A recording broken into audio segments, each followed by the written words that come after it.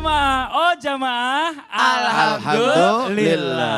Alhamdulillahirrahmanirrahim, kembali lagi di Islam itu Indah. Buat jamaah yang di rumah nih yang baru bergabung, kita ingatkan lagi tema kita pagi hari ini adalah auto masuk surga. Wah ini Masya Allah senang banget ya. Kalau orang bicara masalah tentang auto masuk surga ini kayaknya waduh indah banget hidupnya ini Masya Allah luar biasa.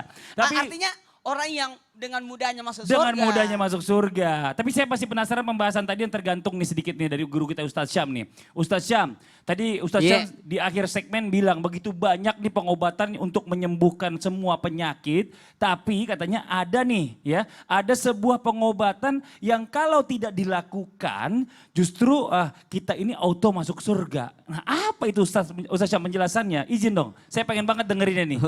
Masya Allah ini mungkin sesuatu Syam juga baru sebenarnya mempelajarinya karena ternyata ada satu jaminan masuk surga, auto masuk surga bahkan disebutkan 70.000 orang dari umat Rasulullah SAW masuk surga itu disebabkan karena tidak melakukan pengobatan ini. Apa sih? Namanya adalah Al-Kai.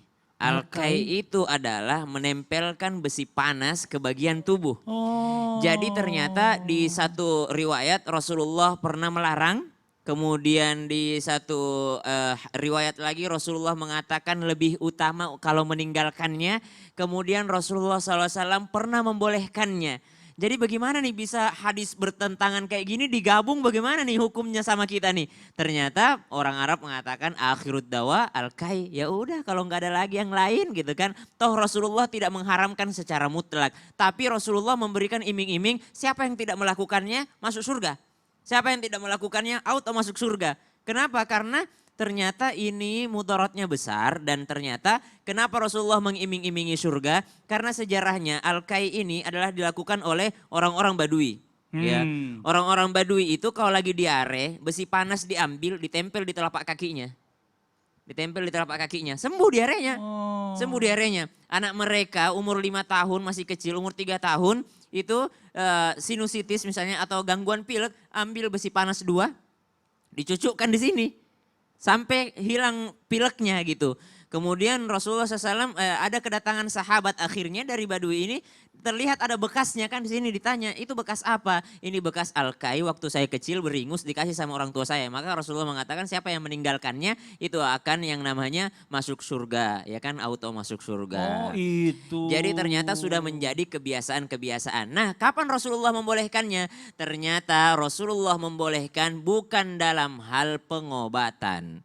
Tapi dalam hal yang namanya darurat. Mana itu darurat? Orang lagi perang, kemudian ketika perang terkena busur panah, ataupun misalnya terkena pedang, ada pembuluh darah yang terputus ataupun bocor di sana darahnya. Supaya menghentikan darahnya, diambillah besi panas langsung dicucukkan ke situ. Ditempelkan supaya terhenti yang namanya darahnya. Jadi memang Rasulullah SAW tidak membenarkan dalam hal pengobatan, tapi dalam hal yang namanya bedah, atau dalam hal yang namanya menutup itu aliran darah, maka Rasulullah SAW membolehkannya. Disinilah para ulama berbeda pendapat, namun perlu diketahui Rasulullah menganjurkan untuk meninggalkan yang namanya Al-Kai ini. Karena yang namanya pengobatannya besi panas. Mungkin karena kenapa Rasulullah melarangnya ataupun yang namanya lebih utama meninggalkannya karena masih ada pengobatan-pengobatan yang lain seperti yang namanya bekam, ya kan? Rasulullah melakukan bekam, kemudian ada dengan madu kata Rasulullah SAW, kemudian ada dengan habatus sauda, dengan jintan hitam, maka Rasulullah membenarkan semua pengobatan-pengobatan tersebut karena Al-Kai ini terlihat menyiksa diri sendiri ataupun menzalimi diri sendiri, maka orang yang tidak melakukannya itu adalah dijamin yang namanya auto masuk surga. Bahkan disebutkan 70.000 dari umat Rasulullah masuk surga disebabkan karena meninggalkan yang namanya Al-Kai ini. Mungkin ini baru terdengar ya. Tapi zaman kita sekarang ini udah nggak ada yang melakukan Al-Kai ini. Ada masih juga? Ada, makanya pas dicari materi ini ternyata di YouTube itu masih ada beberapa orang yang melakukan alternatif ini.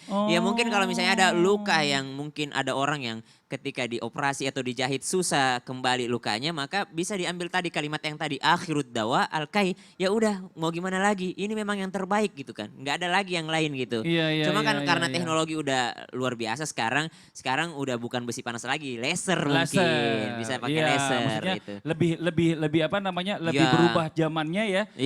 Dengan melakukan laser ini sebenarnya hampir sama seperti Soalnya itu. Mas Fadli, ketika Rasulullah SAW melihat fenomena ini, itu orang-orang yang pernah al-kai itu ketagihan. Oh, Menjadi ketagihan. Karena dengan cepatnya sembuh. Dengan cepatnya sembuh, ya udah ngapain gue lama-lama minum obat, mending tempel besi sebentar sembuh. Masya Allah ya, zaman sekarang ini memang kita ngeliat-liat kayak gini memang agak sedikit bingung gitu loh. Kayak ini apa saja, jujur aja sampai segede ini aja baru dengar kata-kata itu tuh. Ini Masya Allah sakit luar gigi pun biasa. tempel besi gitu. Iya, Dulu orang udah nanti kita lanjutin lagi deh. Nah ini buat jamaah yang ada di rumah nih yang penasaran sebenarnya gini, banyak nih orang-orang yang auto masuk surga.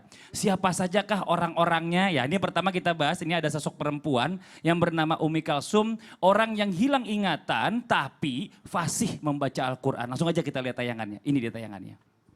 Seperti yang dialami oleh Umi Kalsum, seorang penghuni Yayasan Al-Fajar Berseri di kawasan Bekasi yang merupakan tempat rehabilitasi orang yang mengalami gangguan mental. Diketahui Umi Kalsum masuk ke yayasan tersebut lantaran mengalami gangguan mental akibat depresi berat. Namun ajaibnya, di balik kondisi seperti itu, Umi masih bisa menghafal ayat suci Al-Quran, bahkan mengaku sudah hafal sebanyak 15 juz. Aduh, kita ngeliat kayak gini pengen netes air mata ya. Ini Masya Allah ya. Ini benar-benar nih, maaf nih Ustadz Anas sebelumnya nih ya. Kita malu nih kadang-kadang kalau kita melihat orang-orang yang seperti ini ya. Orang yang mohon maaf sebelumnya hilang ingatan bisa menghafalkan Al-Quran. Bahkan ada mohon maaf juga orang yang gangguan mental ini bisa menghafalkan Al-Quran. Tapi orang-orang yang kita yang seperti kita ini yang Allah kasih kelengkapan semua hal yang terbaik ada di diri kita tapi susah melakukan itu.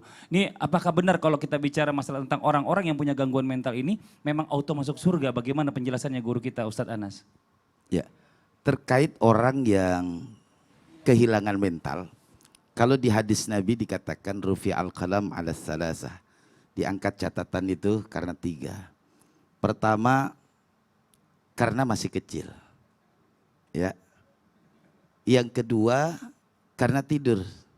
Yang ketiga, al-majnun ini, karena hilang ingatan. Orang yang hilang ingatan itu ada beberapa hukum. Kalau dia dari kecil kemudian sampai dewasa hilang ingatan kemudian kembali menghadap kepada Allah wafat. Iya. Pertama, kalau orang tuanya muslim maka dia otomatis masuk surga. Allah Akbar. Ya. Yang kedua, kalau orang tuanya belum muslim, Iya. saya tidak katakan muslim, belum muslim, maka pendapat ulama ada 2. Yang pertama diuji terlebih dahulu oleh Allah. Diuji selama masih daya ingatnya ini, daya ingatannya ketika dari kecil sampai dia dewasa sampai dia wafat itu diuji. Diukur apakah nih. diajarkan kebaikan ataukah malah diajarkan keburukan? Iya. Diuji nanti. Yang kedua dari poin yang pertama, yang kedua dari poin yang kedua tersebut menyatakan bahwa tetap masuk surga. Masya Allah. Jadi pendapat ulama terkait orang yang majnun ini. Iya, yang hilang ingatan ini ya. Tapi bagaimana nih kalau majnunnya di tengah-tengah? Iya. Dari kecil sampai dia balik biasa, normal. Nah ketika memasuki kehidupan depresi. Ini depresi, majnun timbulnya karena pekerjaannya iya. Kemudian dipecat. hilang ingatan segala macam, stres, kemudian jadi gila. Apakah nanti ketika dia meninggal dunia ini dihisab, apakah nanti dia mendapatkan pertanyaan, akan hitungannya di saat dia sebelum gila. Sebelum gila. Sebelum dia gila masih masuk hitungan tunar. Tapi ketika dia sudah masuk kategori gila, maka hitungannya tertutup. Artinya sudah tidak ada Tidak ada hitungan. pertanggungjawabannya kepada Allah. Nah, gitu misalnya dari umur 0 sampai umur 20 tahun dia sadar. Betul. Setelah umur 20 tahun karena ada kondisi tertentu kemudian hilang ingatan. Betul. Gila misalnya. Iya. Nah dari umur 20 tahun sampai dia kembali menghadap kepada Allah maka itu tidak dihitung. Nah, Ada juga yang ketiga, kadang-kadang gila. Nah ini yang repot. Kadang-kadang gila, kadang-kadang Iya, hilang gitu ya, setahun normal. gila, Iya, benar, baik. benar, benar. Pernah juga saya menemui Iya. orang seperti itu. Ya kan nih, diobatin nih, baik udah Sembuh. standar. Benar. Nggak tahu datang lagi. Iya, kambuhan. Nah kambuh. Maka hitungan hisapnya ketika dia gila terlepas dari hitungan. Ketika dia sadar maka hitungan akan dimulai. Allah Gitu. Akbar. Nah ini harus diperhatikan terkait dengan apakah orang-orang yang hilang ingatan itu auto masuk surga? Iya. Kalau dari kecil sampai dewasa dia memang memang otomatis ingatan, hilang ingatan. Dia otomatis akan masuk surga. Tapi kalau di dalam perjalanannya 0 tahun sampai misalnya 20 tahun sudah masuk akil baligh, kemudian umur 20 tahun sampai wafat dia gila, hitungannya dari 20 ke 0. Dari 20 sampai dia balik, misalnya usia balik 13 tahun. Iya. Dari 13 sampai 20. Kalau orang pikun itu termasuk kategori itu juga ya? Nah, Orang pikun juga ya? pikun termasuk kategori orang yang hilang ingatan. Oh. Misalnya ya ada Allah, orang sedih tua deh. umur Iya, iya, sekian iya, udah iya. mulai pikun, udah terkadang sholat, kadang enggak. benar, Nah, itu ketika dia masuk usia pikun maka selesai. Allah. Nggak ada hisapnya dia. Nah sekarang kita coba masuk dulu ke jamaah online nih, curhat nih. Ini Masya Allah sudah ada yang tersambung. Assalamualaikum, halo. Assalamualaikum. Halo. Waalaikumsalam. Wah ini dia sudah Waalaikumsalam. tersambung. Ya gimana Ibu kabar sehat? Sehat, alhamdulillah. Ya silakan Ibu curhatnya. Silakan Bu. Tapi beda dengan tema boleh ya Pak? Nggak ada Nggak masalah apa-apa, Ibu. nggak ada nggak masalah apa-apa. Ibu, nggak ada masalah. Silakan. Tentang rumah tangga. Bagaimana hukumnya kalau laki-laki itu sering mengucapkan kata-kata pisah? Kalau lagi marah. Ya terus? Terus waktu itu pernah saya sanggupin dan suami udah sempat bicara ke keluarga kita pisah, tapi beberapa bulan kemudian kita pernah ketemu gitu. Jadi kita menjalani hubungan diam-diam gitu. Iya. Kira-kira kami ini masih suami istri apa bukan ya? Oh gitu. Itu berapa bulan Bu jaraknya Bu sejak dikatakan talak sama Ibu? Kalau boleh tahu.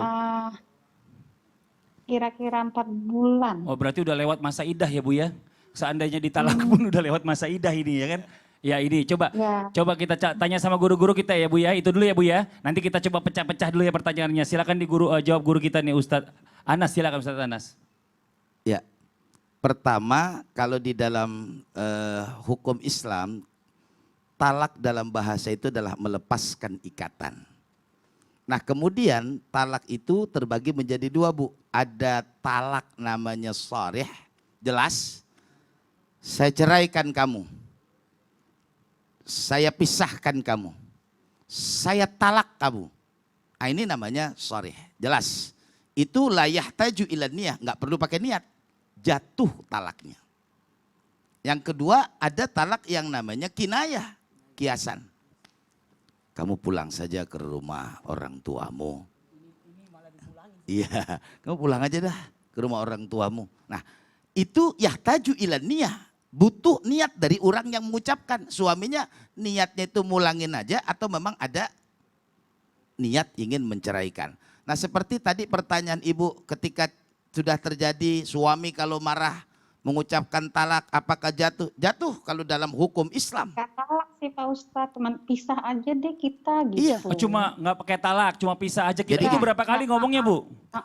Jadi Dia bahasanya nggak pernah Bu, berani bilang saya talak kamu, nggak pernah berani. Nggak pernah iya. bilang gitu. Jadi bahasanya mau talak, mau pisah, mau sama itu. Kita berpisah saja, talak. Jatuhnya talak. Iya, Saya ceraikan kamu, jatuhnya tetap talak. iya. Cuman bahasa saja. Cuman kalau dikembalikan ke dalam bahasa Arab nanti mungkin jatuhnya talak tuki. Iya. Gitu. Cuma gini Ustadz, saya mau tanya dulu penasaran saya nih buat Ibu nih. Ibu berapa kali suami mengatakan hal itu kepada Ibu sebelum akhirnya terjadi terpisah antara Ibu dengan suami Ibu? Sering. Dulu Sering? kita juga udah pernah benar-benar pisah, terus udah rujuk lagi. Terus dia begitu terus, setiap marah sering begitu. Ini namanya Makanya saya talak. juga kesel. Ini Saya bilang, namanya "Udahlah, talaknya talak kambuhan berarti bisa Bu ya. aja." Ya ini Masya Allah. Ibu makasih banyak Ibu curhatannya. Makasih banyak ya, Bu. Ya Allah mudah-mudahan bermanfaat. Siapa saja orang-orang yang auto masuk surga selanjutnya nih Masya Allah. Yang saya pernah dengar itu adalah para pedagang yang jujur yang tidak dilalaikan oleh pekerjaannya. Tapi bagaimana nih jika seorang karyawan kantor ya seandainya dia minta izin sholat sama pimpinannya terus nggak dikasih sholatnya. Nggak dikasih izin. Nah itu apakah termasuk lalai kah dia? Ini bagaimana penjelasannya Ustaz? Tidak termasuk lalai. Astagfirullahaladzim, kaget saya. Karena dia sudah berusaha tapi ditahan sama mertuanya. Oh gitu mertua. Nih ngomongin masalah mertua. Udah selesai mertua yang tadi. Iya iya. Tapi Bosnya. ditahan sama bosnya. Sama bosnya. Jadi yang bertanggung jawab siapa yang memimpin pada dia. Udah nanti deh kita lanjutin lagi. Kayak Ya. masih panas sih suasananya. Setelah yang satu ini jangan kemana-mana tetap di Islam itu indah. Jamaah. Oh jamaah. Alhamdulillah. Gitu aja di sini.